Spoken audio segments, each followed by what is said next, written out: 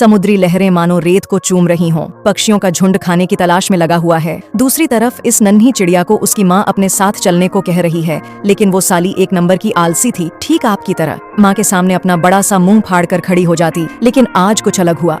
माँ ने जैसे ही एक स्वादिष्ट खाना खोजा, तभी उसने उस नन्ही चिड़िया को अपने पास बुलाया। भुक्कड़ साली सुनते ही दौड़ी चली आई और जैसे ही खाने के लिए मुंह फाड़ा, तभी उसकी प्यारी सी माँ ने उसे खुद खा लिया और बोली, मेरी सोनू बेटा, अब तुम्हें इस कुत्ती जिंदगी के लिए इन सारी चीजों को सीखना ही होगा। यार, हमारी प्यारी सी माँ के लिए एक छोटा सा लाइक करके जाना। अब उस नन्ही चिड़िया ने खाना ढूंढने की कोशिश की, फिर उसे एक स्वादिष्ट खाना मिल भी गया। तभी एक बड़ी सी लहर ठीक उसके सामने आ गई। वो भागी, लेकिन बुलबुले देखकर फिर से उसका मन ललचाया और समुद्र की विशाल लहर ने उसे डुबो दिया। वो नन्ही सी चिड़िया एकदम खौफ में थी। माँ ने उसे प्रोत्साहित किया, लेकिन वो जाकर झाड़ी में छिप गई। ना मानने पर बेचारी माँ पापी पेट के लिए अकेले ही चल पड़ी।